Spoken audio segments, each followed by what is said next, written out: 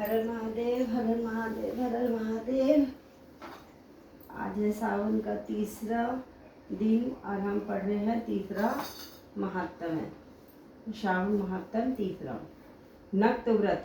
सनत कुमार भगवान शंकर से बोले, आपने व्रत समुदाय और का उद्देश्य बताया, परंतु मेरी जिज्ञासा शांत नहीं हुई है।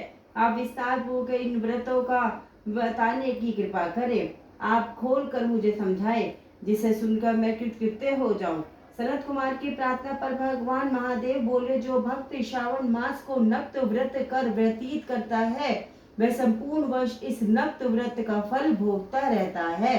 दिन की समाप्ति से 3 घड़ी पहले रात्रि भोजन को नक्त व्रत कहा जाता है। नक्त व्रत भोजन में सूर्यास्त से 3 घंटे पहले के समय को छोड़कर शेष समय लिया जाता है। सूर्यास्त से पहले के 3 घंटों को संध्या काल कहा जाता है। संध्या काल में आहार, मैथुन, निद्रा और स्वाध्याय करना वर्जित है। अब मैं तुम्हें गृहस्थ एवं सन्यासी के भेद से नक्त भोजन की 2 प्रकार की व्यवस्था बताता हूँ। ध्यान पूर्वक सुनो। जब सूर्य देव के मंद होने पर अपने शरीर की छाया दुगुनी हो जाए, उस समय को सन्यासी के लिए नक्त भोजन व्रत कहा है। शास्त्रों में गृहस्थ के लिए नक्षत्र के उदय होने पर रात्रि भोजन करने को नक्त भोजन व्रत कहा है। शास्त्रों में सन्यासियों के लिए रात्रि काल में भोजन निषिद्ध हो जाने से दिन के अष्टम भाग में भोजन करना बताया है। गृहस्थी को विधि द्वारा रात्रि में नक्त व्रत का भोजन करना चाहिए। सन्यासी, विधवा और विदुर तथा विदुर को सूर्यास्त से पहले ही भोजन करने का विधान है। पुत्रवान आश्रयहीन तथा स्त्री विहीन पुत्रवान विदुर को रात्रि में भोजन करना निषिद्ध है। श्रावण मास में नक्त व्रत करने वाले प्राणी उत्तम गति को प्राप्त होते हैं। श्रावण मास के प्रारंभ होने पर प्रतिपदा तिथि में प्रातः काल मनुष्य वे यह प्रतिज्ञा करे कि मैं पूरे श्रावण मास में ब्रह्मचर्य का पालन करूंगा तथा प्रतिदिन प्रातः स्नान करूंगा। नक्त व्रत रात्रि शयन तथा अन्य प्राणियों पर दया भाव रखूंगा। वह यह भी संकल्प करे कि यदि मैं इस व्रत के प्रारंभ होने के बाद और इस व्रत की समाप्ति से पूर्व मर जाऊंगा, तो हे भगवान, उस स्थिति में आपके प्रसाद से मेरा व्रत परिपूर्ण हो जाए। नक्त व्रत करता हुआ प्राणी मुझे अति प्रिय हो जाता है। ब्राह्मण द्वारा या स्वयं रुद्र का 1 मास तक जो अभिषेक करता है, उस पर मेरी सदैव कृपा दृष्टि रहती है, क्योंकि मुझे जलधारा अति प्रिय है। श्रावण मास में जो प्राणी अधिक स्वादिष्ट भोजन या उपयोगी वस्तु ब्राह्मण को देता है, वह मुझे बहुत प्रिय है। हे सनत कुमार, अब मुझ में से उत्तम लक्ष्य पूजा विधि को ध्यान पूर्वक सुनो। लक्ष्मी की इच्छा प्राप्ति वाला मनुष्य विल्व पत्रों से, शांति की कामना करने वाला मनुष्य दुर्वाओं से तथा आयु की इच्छा रखने वाला मनुष्य चंपा के फूलों से भगवान श्री हरि की पूजा अर्चना करे। विद्या की इच्छा रखने वाला व्यक्ति मल्लिका तथा चमेली के फूलों से पूजा अर्चना करे। तुलसी दल से भगवान श्री हरि और मैं स्वयं प्रसन्न होते हैं। पुत्र की कामना रखने वाला व्यक्ति कटेरी के फूलों से पूजा अर्चना करे। जिसे बुरे बुरे स्वप्न दिखाई देते हो, वह उनके नाश के लिए उत्तम धान्य से पूजा अर्चना करे। देव के सम्मुख रंगवल्ली, पद्म, स्वास्तिक और चक्र आदि बनाकर भगवान विभु की पूजा अर्चना करे। संपूर्ण कामनाओं की पूर्ति के लिए सब पुष्पों से मनुष्यों को पूजा अर्चना करनी चाहिए। लक्ष्मी पूजा करने से मैं सदा प्रसन्न रहता हूँ। अंत में उद्यापन करना चाहिए। उद्यापन के लिए मंडप बनवाकर उसके तीसरे भाग में वेदी बनानी चाहिए। पुण्याहयन वाचन कर आचार्य का वरण करना चाहिए। मंडप में बैठकर रात्रि जागरण कर वेद पाठ कराना चाहिए। वेदी पर उत्तम चतुर्लिंगो तो भद्र बनाकर उसके मध्य भाग में चावलों से सुंदर कैलाश का निर्माण करना चाहिए।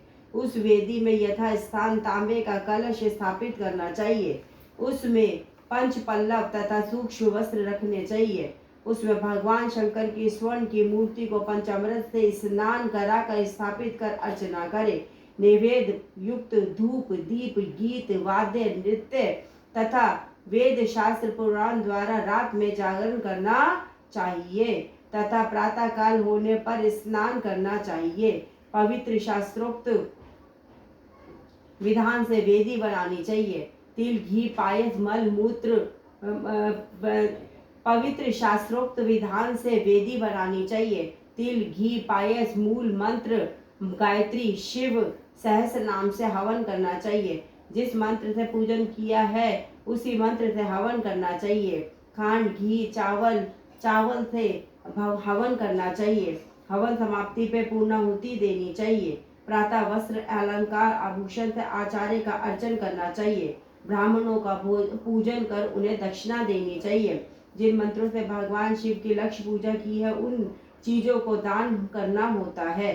स्वर्ण निर्मित भगवान शंकर की मूर्ति का अर्चन करें। यदि 1 महीने एक दीप जलाया हो तो उसको दान में देना चाहिए। संपूर्ण इच्छाओं की सिद्धि हेतु स्वर्ण की बत्ती चांदी का निर्मित दीप बनवाकर उसमें गौ का घी भरकर दान देना चाहिए।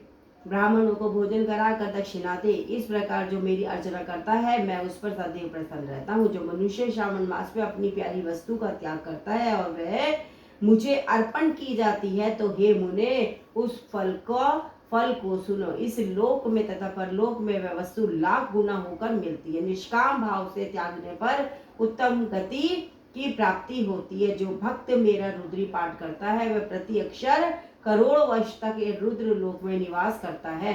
पंचामृत के अभिषेक से मोक्ष की प्राप्ति होती है। श्रावण मास में धरती पर सोने वाले मनुष्य को हाथी दांत से बनी हुई या चंदन निर्मित नवरत्न से जुड़ी हुई मृदु गरुड़ चिन्ह वाली रुई से भरी कपड़े की रजाई और तकियों से संपन्न शैया प्राप्त होती है। वह शैया उसे सुंदर स्त्री अन्य रत्नों से विभूषित मिलती है। श्रावण मास में जो आदमी ब्रह्मचर्य का पालन करता है उसका वीर्य अत्यधिक पुष्ट हो जाता है। तेजस्विता बल शरीर दृढ़ता और कर्म कार्य में समस्त उपकारी चीजें उसे मिल जाती है। जो आदमी इस मास में मौन व्रत धारण करता है वह श्रेष्ठ वक्ता हो जाता है। मौन व्रत दिन या रात या भोजन के समय रखा जा सकता है। मौन व्रत में यदि मनुष्य घंटा तथा पुस्तकें दान करता है तो उसको सब शास्त्रों की जानकारी स्वयं प्राप्त हो जाती है। वह मौन व्रत के प्रभाव से बृहस्पति के समान बुद्धि वाला बन जाता है। मौन व्रत करने वाले मनुष्य की किसी से कलह नहीं होती है। जय जय श्री राधे, जय जय श्री राधे, जय जय श्री राधे श्याम। महादेव जी शब्दों को पढ़ने में पाठ को पढ़ने में कोई गलती हुई हो उसके उच्चारण में कोई गलती हुई हो तो क्षमा कीजिएगा।